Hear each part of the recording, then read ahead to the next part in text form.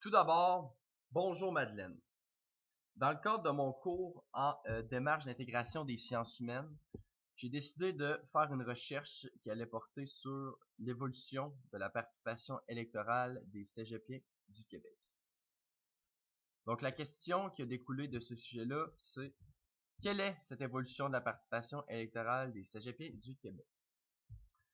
En fait, pourquoi c'est une question de recherche qui est importante, c'est parce que ça touche près du 1/8 de la population du Québec, ce qui équivaut en fait à 951 000 étudiants.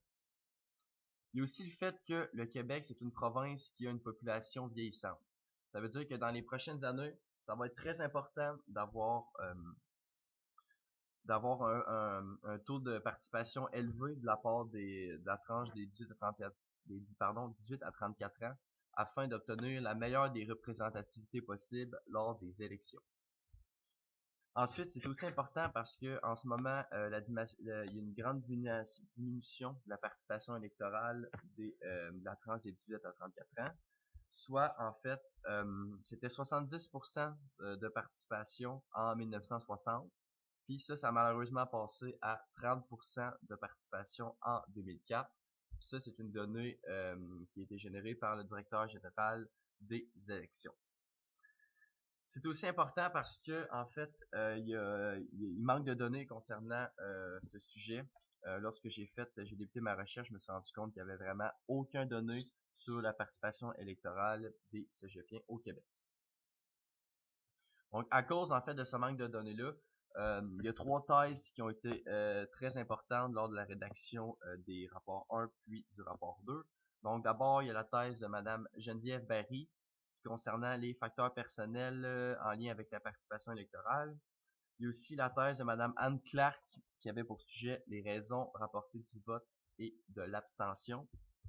Puis, il y avait la thèse de Monsieur Martin Turcotte concernant l'engagement politique des jeunes. Les objectifs de cette recherche, c'est d'abord d'actualiser les études antérieures. Ensuite, c'est de générer des données scientifiques afin de, bien entendu, de participer au domaine scientifique portant sur le thème de la politique. Puis c'est ici de bien comprendre et de faire une synthèse de toute la documentation qui était, qui était disponible en fait sur Internet afin de réaliser cette recherche scientifique. Donc en ce qui concerne la méthodologie, la population étudiée, ce sont les étudiants du Cégep de Trois-Rivières. C'est à l'aide d'une approche quantitative et de l'enquête qu'il a été possible de récolter des données quantitatives. Ces données-là, ils ont été récoltées à l'aide d'un questionnaire comportant en fait 20 questions fermées qui respectaient les normes éthiques du Cégep de Trois-Rivières. Je vais aussi parler des limites qu'on a rencontrées lors de la rédaction de ces deux rapports-là.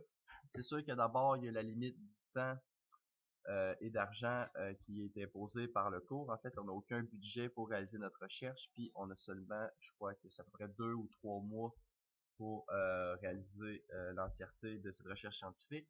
Puis aussi, comme je t'ai souvent parlé, en fait, la limite du programme d'études.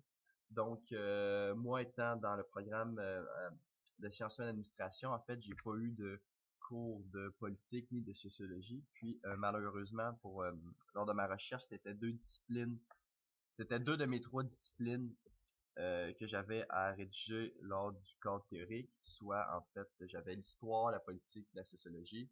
Puis je trouve que ça a quand même été dur de faire une recherche scientifique ayant ces deux disciplines-là parce que j'ai pas eu de cours, puis j'avais vraiment aucune connaissance à ce niveau-là, donc j'ai quand même beaucoup utilisé le manuel intitulé Memento. Donc pour ce qui est du premier graphique, euh, j'ai trouvé ça très très révélateur parce que d'abord en fait ce graphique-là c'est sur la répartition des 237 répondants selon leur sexe et le niveau d'intérêt pour la politique québécoise.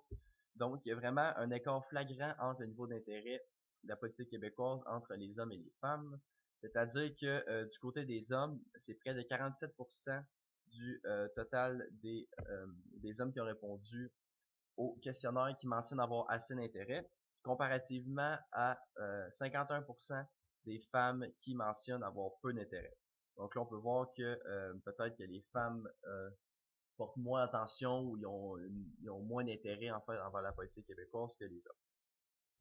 Pour ce qui est du deuxième histogramme groupé, celui-ci avait pour sujet la répartition des 237 répondants selon leur genre et leur niveau de satisfaction envers les partis politiques qui se sont présentés lors de la dernière élection du 1er octobre. Donc, qu'est-ce que j'ai trouvé aussi intéressant, c'est qu'il y avait seulement 1,7% des femmes, puis 2,1% des hommes qui ont répondu à être tout à fait satisfaits des partis politiques qui se sont présentés. Puis, il y a aussi en fait cette partie-là qui est intéressante, qui dit que 21,2% des femmes, puis 19,5% des hommes, ils ont mentionné avoir peu d'intérêt. Donc, on peut se rendre compte que ils n'ont pas peu d'intérêt, ils sont peu satisfaits, donc on peut se rendre compte que peut-être que l'idéologie des partis qui se présentent au pouvoir, peut-être qu'ils n'interpellent pas vraiment les jeunes de 18 à 34 ans. Puis ça, je pense que ça devrait quand même changer ou ça devrait être mentionné aux partis politiques afin de peut-être changer leur approche pour essayer de sensibiliser puis de toucher les jeunes à leur politique. Donc, pour ce qui est de l'analyse, en fait, d'abord, ça va être l'analyse du premier tableau, donc concernant l'intérêt envers la politique québécoise. Euh, Comme je viens de dire, c'est la répartition des 237 répondants selon leur sexe et leur niveau d'intérêt envers la politique québécoise. Qu'est-ce qui est intéressant, en fait, c'est que près de 39,8% du total des 237 répondants qui ont mentionné avoir assez d'intérêt, et bien, 100% de ces répondants-là, ils ont participé le 1er octobre. Donc, on peut voir qu'il y a un lien, en fait, entre l'intérêt envers la politique québécoise, puis la participation électorale. J'ai quand même trouvé ça intéressant. Puis ensuite, c'était 47,3% des hommes mentionnent avoir assez d'intérêt comparativement aux femmes qui indiquent avoir peu d'intérêt à 51%.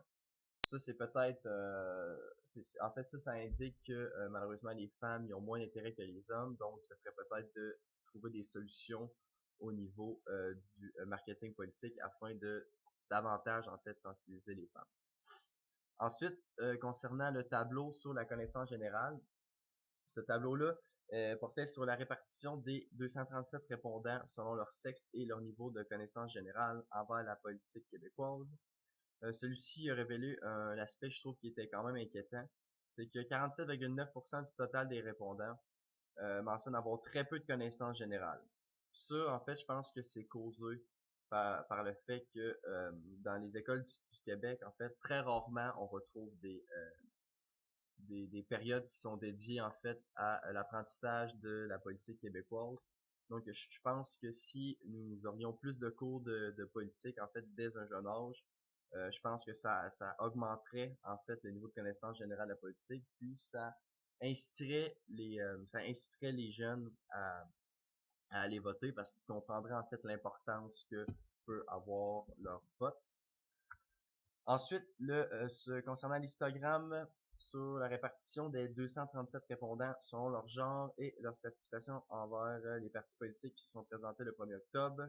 Comme je l'ai dit, en fait, il y avait très peu de satisfaction, soit 1,7% chez les femmes, puis 2,1% chez les hommes seulement qui mentionnaient être tout à fait satisfaits avec les partis politiques.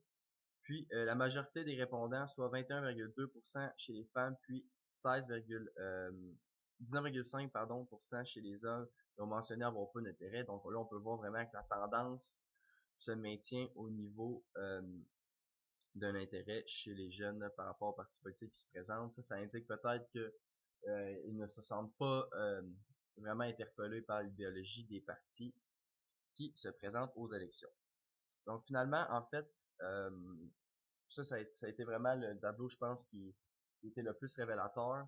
Ce tableau-là, il concernait la répartition des 237 répondants selon leur sexe et l'enjeu principal pour lequel ils ont participé. En fait, les répondants ils ont mentionné que la majorité a mentionné que maintenant c'était plus l'environnement qui était leur enjeu principal. puis suivi de l'immigration. Donc ça, j'ai trouvé ça intéressant parce que comparativement à la tranche d'âge des baby boomers, qui presque à chaque année, son directeur général des élections mentionne que c'est le domaine, c'est en fait c'est l'enjeu de la santé qui ressort le plus. Ben, on peut voir que les jeunes cégepiens de 18 à 34 ans dévoilent que maintenant ça va être plus axé sur l'environnement, puis suivi de l'immigration. On peut voir peut-être qu'il y a un lien lors de la dernière élection, la CAQ a beaucoup parlé du, euh, de l'aspect de l'immigration. En fait, il voulait diminuer le nombre de personnes qui voulaient entrer dans la province du Québec. Donc, je pense que ça l'a vraiment, entre guillemets, parlé aux jeunes, puis ils l'ont bien entendu mentionner lorsqu'ils ont répondu au questionnaire.